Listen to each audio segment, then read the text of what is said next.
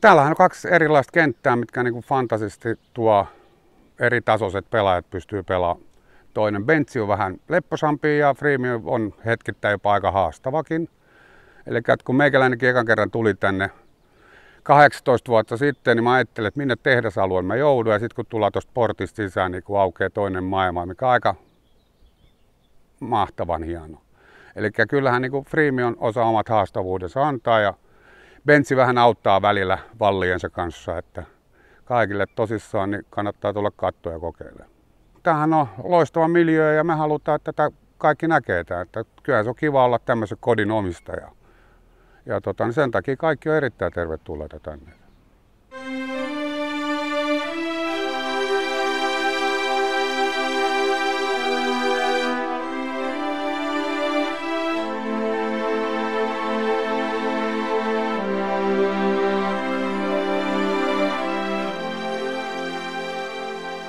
No kyllä siihen on oikeastaan pohjana pitkäjänteinen työ. Loistava henkilökunta, jotka on sitoutunut tekemään niin kuin omaansa. Mielestäni henkilökunta on kaikki kaikessa. Ja oikeastaan lähtökohtana kaikille tekemiselle on kentäpelattavuus. Ehkä jotain esteettisiä asioita voi joskus jäädä tekemättä, mutta pelattavuus on kaikki kaikessa.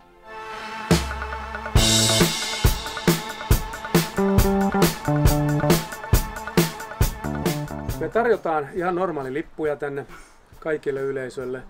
Sitten meillä on semmoisia special-lippuja, tämä kartanon ympärystä ja kartanon koko miljöö. Tämä on niin sanottu VIP-lippujen, tämmöisten premium VIP-lippujen osalta, ja niitä ei ole kuin 300 kappaletta niitä lippuja. Siihen sisältyy myöskin tämmöinen Golf VIP-lippu, joka sisältää golfpäivän. Se maksaa 1000 € per flightti, eli 4 henkeä. Me haetaan kotoonta pääkaupunkiseudulta, tuodaan tänne aamulla ihmiset. Meillä on aamupalat katettu täällä 9-10. 10 lähdetään pelaamaan yhteislähtö tuonne Freem-kentälle. Siellä on tarjoulua kentällä koko pelin ajan. Pelin jälkeen on tietenkin sitten saunat ja muut fasiliteetit ja sen jälkeen sitten meillä on tässä semmoinen aika luksus barbecue-grilliosasto, mihin tulee savulohet ja muut systeemit ja siinä on sitten viineineen päivineen tuonne kello 8 asti aikaa nauttia siitä. Sitten sen jälkeen meillä on vielä jatkot täällä kartanolla.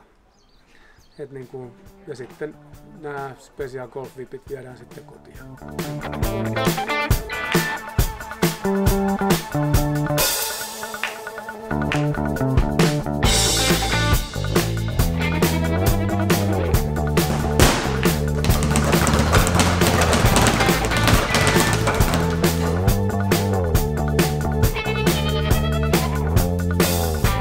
Meillä on 120-paikkainen hieno ravintola täällä, 2 eri salia. Salithan on saanut nimensä näiden kenttien mukaan, eli Freem-sali ja Bench-sali. Ja me ollaan nyt Bench-salissa, joka on niin tämmöinen vanhempi sali. Meillä on 200-paikkainen upea terassi ja sitten meillä on lisäksi vielä viljamakasiini, mihin mahtuu noin 20 ihmistä, missä voi järjestää esimerkiksi rapujuhlat. Voi järjestää häitä, viimeksi oli ristiäiset, syntymäpäiväjuhlia, perhejuhlia, ihan mitä vaan. Mihin tarvitsee upeata, hienoa tilaa? No me yritämme tarjolla parasta, mitä löytyy. Lähiruokia, tuottajia pyritään pitää niin kuin esillä. Esimerkiksi Koskigård ja näitä Buvikin, Karitsa, luomulehmiä ja näitä. Viikonloppuisin pyrimme teema-viikonloppuja pitää. Esimerkiksi on tulossa nyt Eesti Venäjä, sitten tulee olemaan meksikolaista, sitten etsitään nyt tänne taimaalaista, meillä tulee olemaan tästä Taimaasta kokkeja. Tulee olemaan tämmöinen 7 keittiömestareiden dinneri, mutta se on nyt vaihtunut 8 keittiömestariin. Se on tässä lähikeittiömestari eri ravintolat. Tämä on nyt 3. kerta, että tämä myytiin loppuun tunnissa. Sitten tietenkin myös tulee olemaan kesällä nyt tämmöinen salaattilista, tulee erilaisia lämpimiä salaattia, missä savustetaan itse lohta täällä ja sitten kanasalaattia ja kaikenlaista herkkuja. Ja tietenkin nämä burgerit ja flammkuchenit, mitä tulette maistamaan tässä, niin varmaan ovat teidän mieleen. Toivottavasti aina.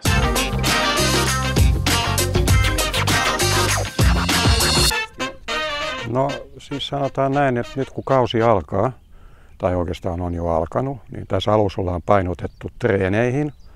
Eli meillä on meidän Proon kanssa, Simalaisen Jounin kanssa, tämmöisiä ryhmäsennu-treenejä.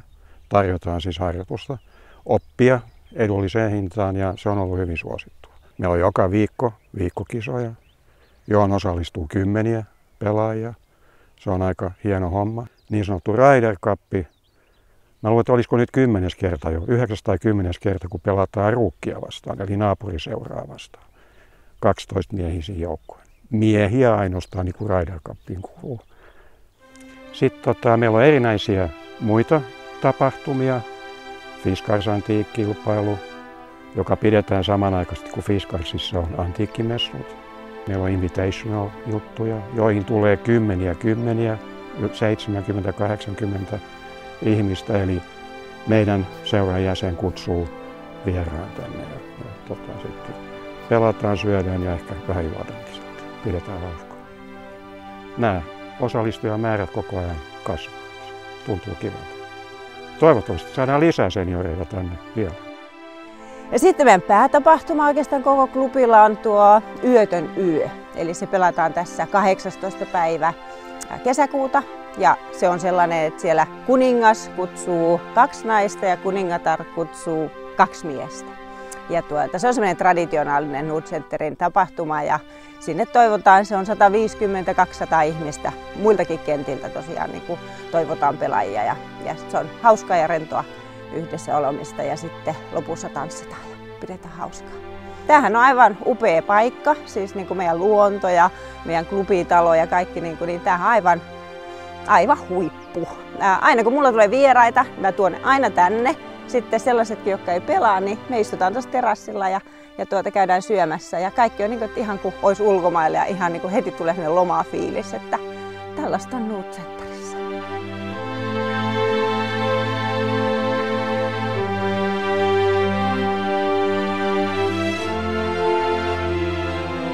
Eli naisille muun muassa on tullut tämmöistä girls golf-vaatetta tänne.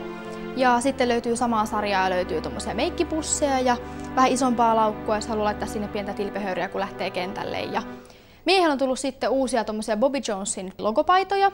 Ja sitten meillä on myös tänään tuli juuri Hitlessin Pro V1-palloja logolla varustettuna. Sitten on tullut myös uusia lippalakkeja miehille että naisille. Ja naisilla on myöskin tässä kohta tulossa vielä Nordcenterin omia logovaatteita. Housuja ja paitoja, pitkähiasta ja kaikkia varusteita, mitä nyt kentälle tarvii, niin täältä Pro Shopista löytyy.